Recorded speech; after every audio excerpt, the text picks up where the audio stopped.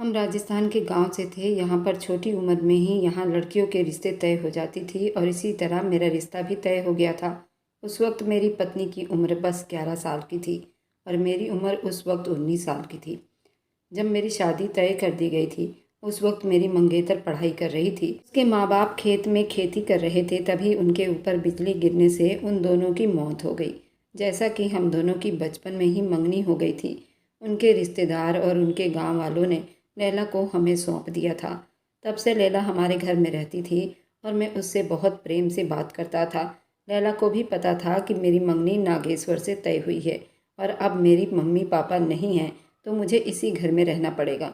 तब से ही लैला हमारे घर में रह रही थी। मेरे मम्मी पापा लैला को बहुत प्यार करते थे, कभी माँ बाप की कमी महसूस ना होने दिया। मैं भी उससे बहुत प्यार से बात करता था। वह भी हमारे घर में एकदम घुल मिल गई थी। जब लैला 15 साल की हुई तो मम्मी पापा ने मेरी शादी लैला से करवा दी। उसका दिमाग अभी बचपन में ही था और जब मेरी शादी लैला से हो गई तो वह अपने कमरे के बजाय आज मेरे कमरे में आकर बैठी थी। जबकि माँ पापा ने अभी भी शर्त रखा था, जब तक लैला 18 साल की नहीं हो जाती तुम लैला के कमरे में नहीं जा सकते। मुझे भी लैला की फिक्र थी। उस दिन जब शादी हुई माँ ने उसे मेरे कमरे में नहीं भेजा था, लेकिन न जाने क्यों लैला के दिमाग में क्या चल रहा था। मेरी धर्मपत्नी मेरे पास आकर बैठ गई और कहने लगी, हमारी शादी हुई है, आज मुझे आप अपने कमरे में क्यों नहीं लेकर आए? दुल्हन तो शादी के बाद अपने कमरे में चली जाती है ना, तो फिर आप क्यों नहीं लेकर आए अपने कमरे में मुझे? आपकी माँ ने मेरे कमरे में मुझे वापस क्यों भेज दिया? वह मुस्कुराता हुआ उसकी बात सुनकर कहने लगा, मेरी जान, अभी तो सिर्फ तुमसे शादी हुई है, अभी हमारा गबन बाकी है और जब विदाई होगी ना तब मेरे कमरे में आ जाओगी। वह उसे समझाने वाले अंदाज में मुस्कुराते हुए बोल रहा था। मैं कहने लगी, लेकिन अब तो तुम्हारी पत्नी हूँ और आपने तो सातों वचन लिए थे कि आप मेरा साथ कभी नहीं छोड़ेंगे, लेकिन तुम तो शादी के बाद ही अपने कमरे में सो रहे हो अकेले। मैं भी अपना वचन पूरा करूँगी, मुझे भी हर हाल में अब अपने पति के साथ रहना है, तो आप मुझे बाहर नहीं भेज सकते। मुझे अकेले वहाँ बहुत डर लगता है। वो कहने लगा, मेरी जान देख लो, बहुत बड़ी गलती कर रही हो तुम। अगर तुम मेरे कमरे में सो जाओगी और फिर मैं तुम्हारे साथ कुछ करूँगा तो मुझे बर्दाश्त नहीं कर पाओगी। और उसकी बात सुनकर कहने लगी, मैं बर्दाश्त कर लूँगी सब कुछ, लेकिन आपके कमरे में ही मुझे रहना है। और वैसे तो मेरी सहेलियाँ कहती हैं शादी के बाद तो दुल्हन को अपने पति के कमरे में रहना होता है, और वैसे भी आज हमारी सुहागरात है ना, तो हम एक साथ क्यों नहीं सो सकते? आप जल्दी से उठिए ना। वो ये सब बातें मुस्कुराते हुए कह रही थी। एक पल के लिए तो उसकी बात सुनकर नागेश्वर का दिमाग घूम चुका था। वह कहने लगा, ये तुम कैसी फालतू बातें कर रही हो? तुम्हारी सहेलियाँ तुम्हें कैसे फालतू बातें बताती हैं? वह कहने लगी, मतलब क्या है आपका? मेरी बातों को फालतू बोल रहे हो? मेरी सहेलियों को उल्टी सीधी बातें बोल रहे हो? शर्म नहीं आती आपको?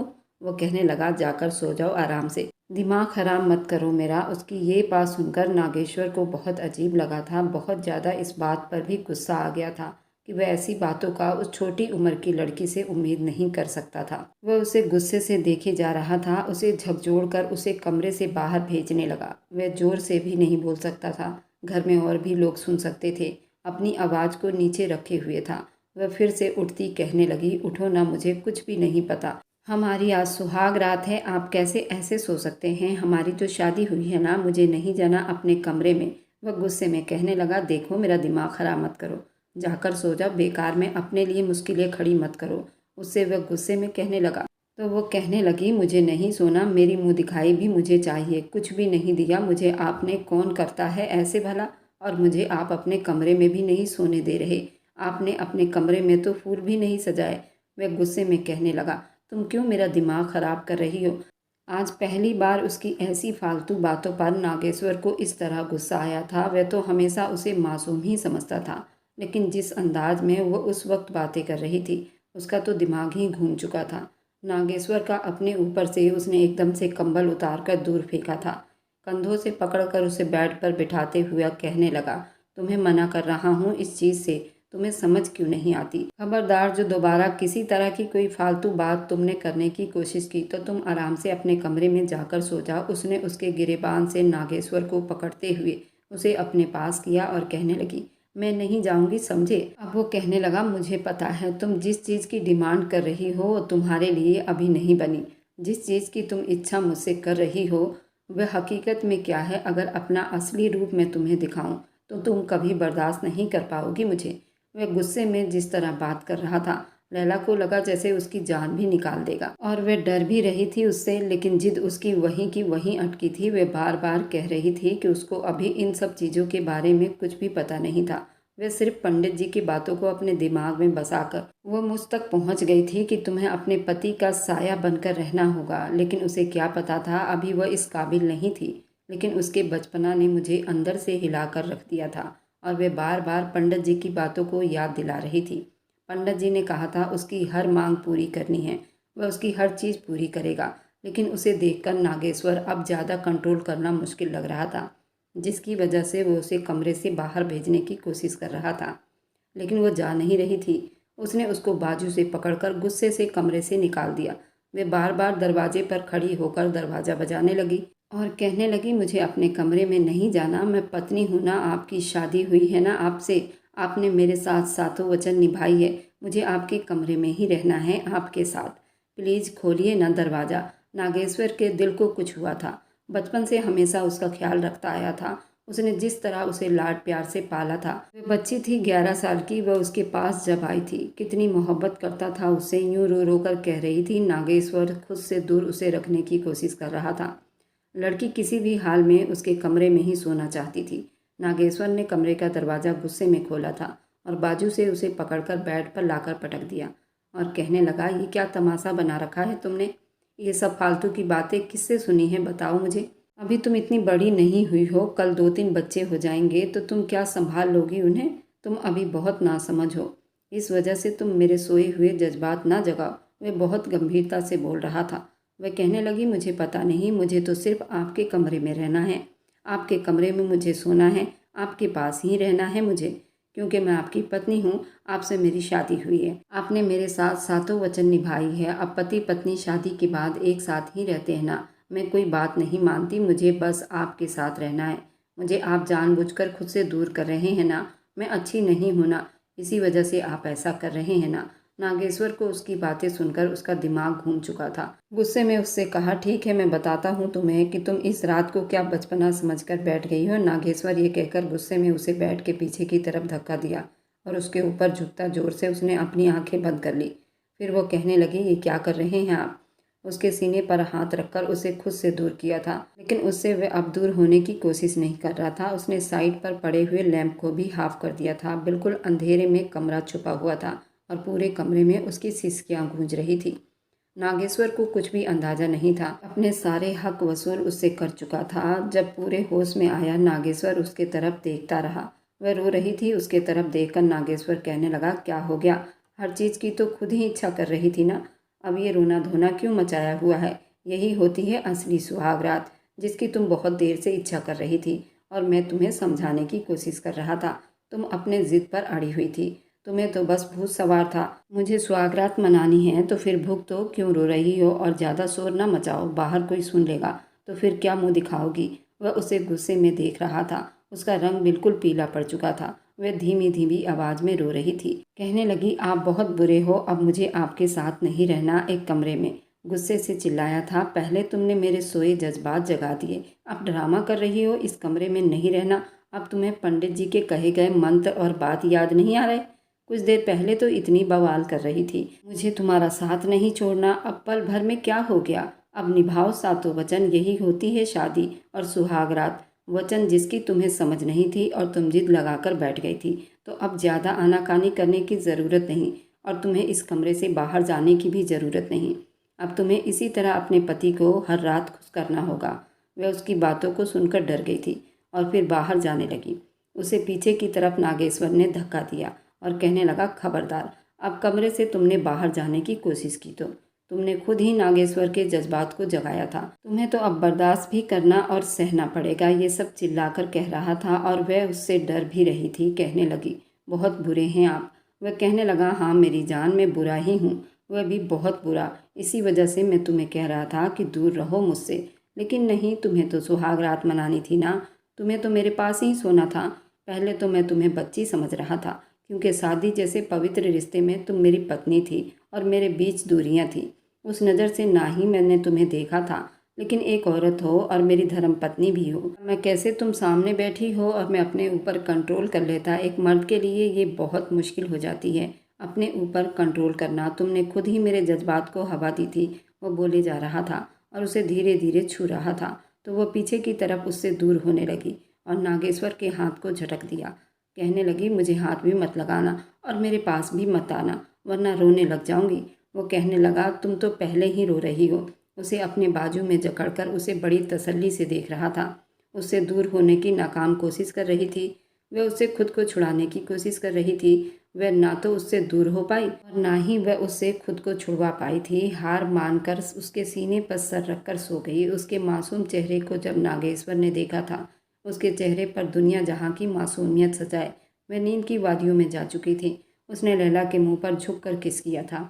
वह कभी इतने पास उसके नहीं जाना चाहता था, ना ही किसी तरह का उसे अपना हक वसूल करना चाहता था। पछतावा अब उसे हो रहा था। वह कम उम्र की लड़की थी। वह उस रात को सहने के लायक नहीं थी। उसके करीब आया तो उसे भी डर लगने लगा था, कहीं वो मुझसे डरने न लग जाए। वो बहुत प्यार और मोहब्बत से रखता था हमेशा से, लेकिन अब उसके साथ जो सुहाग रात मना चुका था, कहीं ये रात उसके दिल में नागेश्वर के लिए नफरत पैदा न कर दे। उसकी आंख सुबह खुली तो वहाँ मौजूद नहीं थी। कमरे में वह जल्दी से फ्रेश होने के बाद नागेश्वर दरवाज़ा खोलकर जल्दी से नीचे आया था।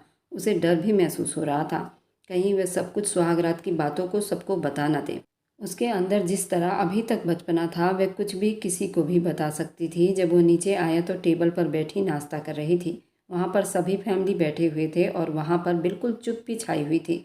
फिर बागेश्वर साहब कहने लगे, इस मासूम बच्ची के साथ तुम ऐसा करोगे, मुझे तुमसे ऐसी उम्मीद नहीं थी।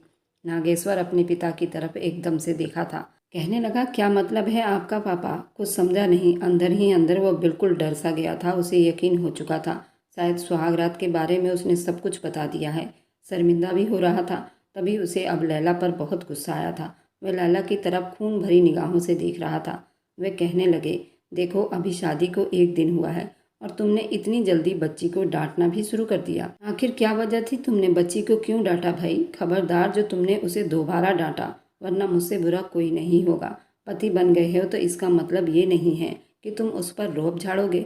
वह गुस्से में बोल रहे थे और उसने लैला की तरफ देखा था। मुंह फैलाए उसकी तरफ देखे जा रही थी। उसने एक बार भी नागेश्वर से बात नहीं की थी। नागेश्वर ने उसे बहुत बार बात करने की कोशिश की थी, लेकिन वह उससे बात भी नहीं कर रही थी, उसे बोल भी नहीं रही थी। और ये सब देखकर नागेश्वर को बहुत ज़्यादा गुस्सा आ रहा था। रात को वह काफ़ी देर तक इंतज़ार करता रहा कि शायद वह उसके कमरे में अब नहीं आएगी। तभी रात के करीब 10 बजे वह अपने कमरे से निकलकर उसके कमरे की तरफ गया तो वह सामने ही बेड पर मज़े से सो रही थी।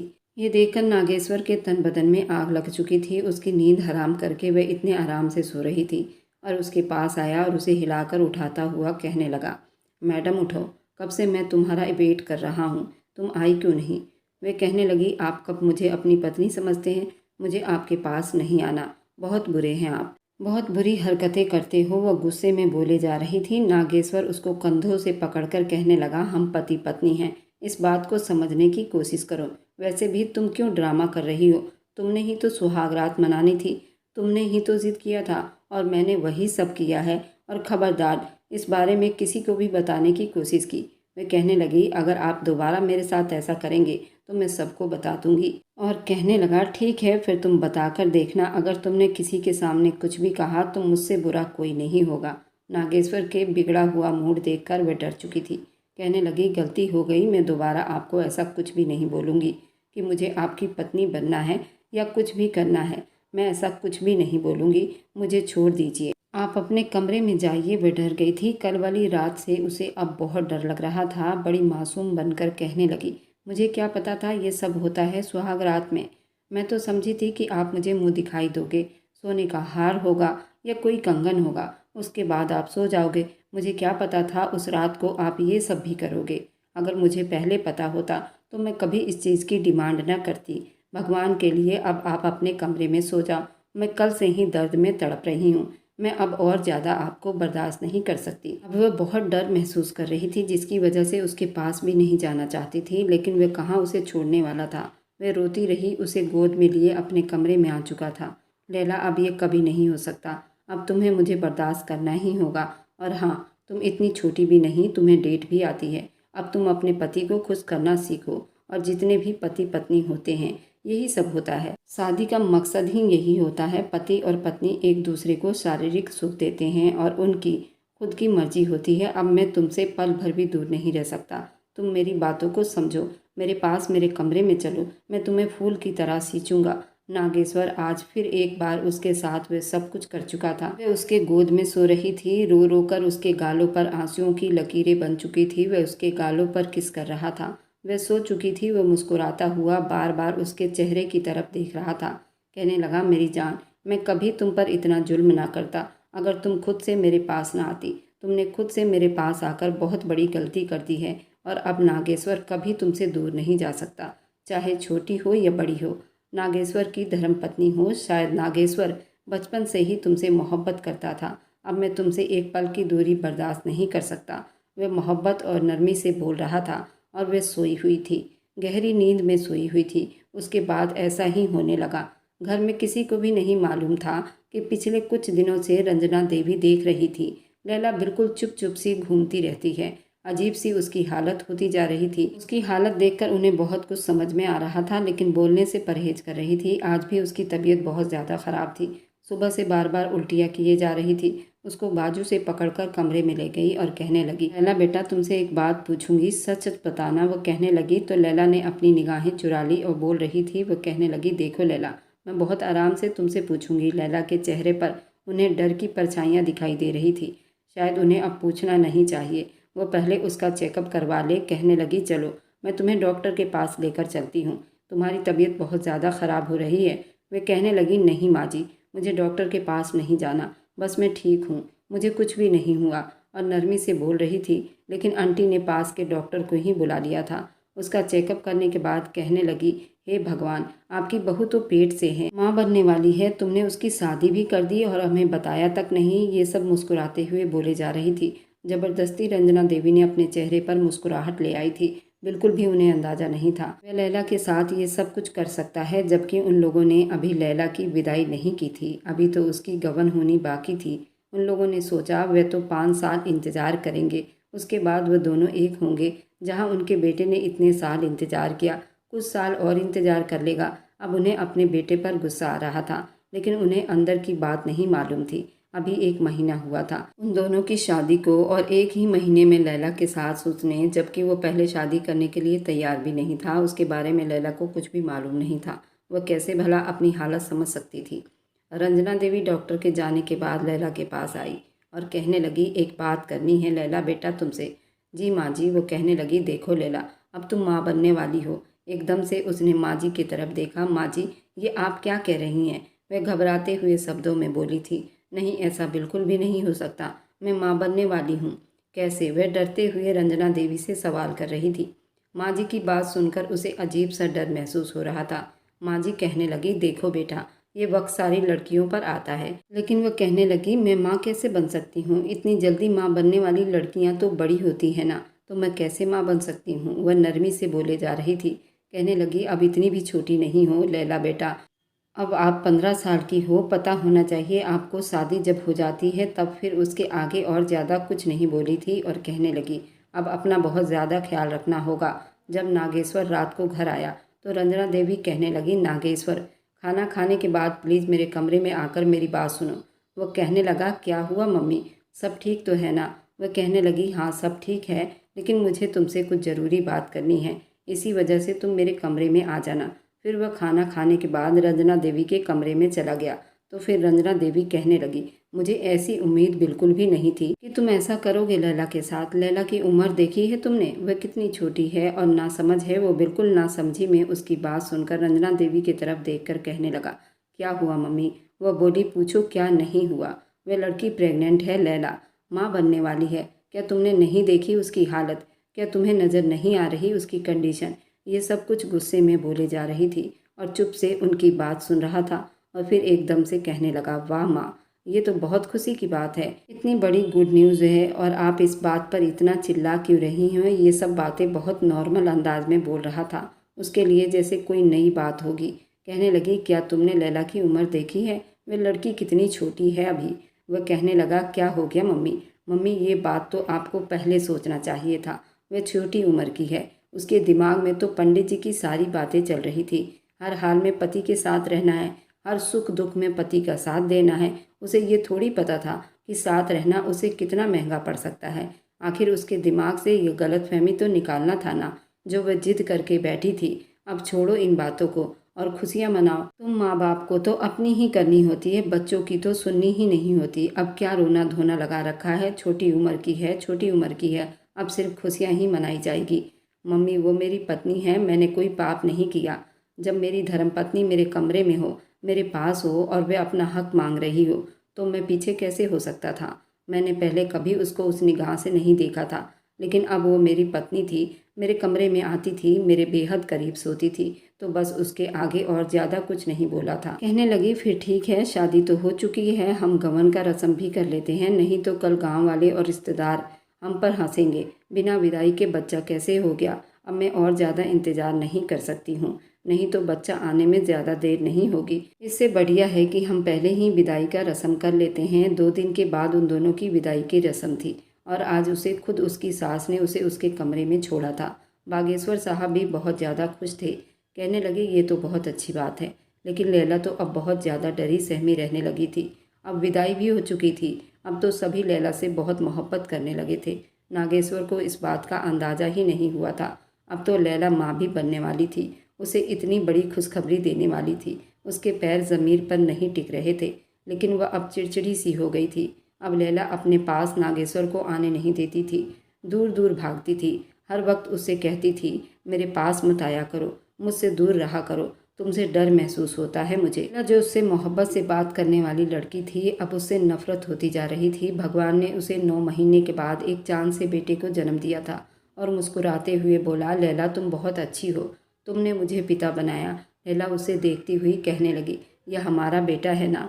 नागेश्वर की मुस्कुराहट ही गायब नहीं हो रही थी। अब लैला धीरे धीरे ठीक होने लगी थी, लेकिन धीरे धीरे वक्त के साथ साथ वह ठीक भी होने लगी थी। जैसे जैसे वो बड़ी होती गई, उसकी मोहब्बत का अंदाज़ा अब नागेश्वर को होने लगा था। वह खुद को बड़ी किस्मत वाली समझने लगी थी। उसको उसका पति बहुत ही अच्छा मिला था। उसके 8 साल के बाद उसने एक बेटी को और जन्म दिया था। उनके घर में खुशियाँ दुगनी हो गई थी। लैला अब जब भी नागेश्वर के साथ सोती थी तो वह अपनी पहली रात को ज़रूर याद करती थी। मैं कितनी नासमझ थी, लेकिन अब मोहब्बत में नागेश्वर को हमेशा हरा देती थी। नागेश्वर उससे बहुत प्यार करता था, वह भी नागेश्वर को बहुत चाहती थी। इस तरह हुई थी उनकी प्रेम कहानी की शुरुआत। और मेरी वीडियो आप लोग जहाँ कहीं भी देखते हैं, कमेंट में अपने शहर का, राज्य का नाम ज़रूर बताइए। मुझे आप लोगों के कमेंट पढ़ने में बहुत आनंद आता है और उन सभी का मैं बहुत बहुत धन्यवाद करना चाहती हूँ जो लोग मेरी वीडियो को देखते हैं, लाइक करते हैं और शेयर करते हैं। अगर आपको आज की कहानी पसंद आई है तो वीडियो को ज़रूर लाइक कीजिएगा और अपने दोस्तों के साथ शेयर भी कीजिएगा। और हाँ, अगर आपने अभी तक हमारे चैनल को सब्सक्राइब नहीं किया है तो ज़रूर सब्सक्राइब कर लें। मिलते हैं हम अपनी कल की एक और नई दिलचस्प कहानी के साथ। मुझ पर सदा अपना प्यार और स्नेह बनाए रखें। सभी को मेरा प्यार भरा नमस्कार दोस्तों। खुश रहें, स्वस्थ रहें।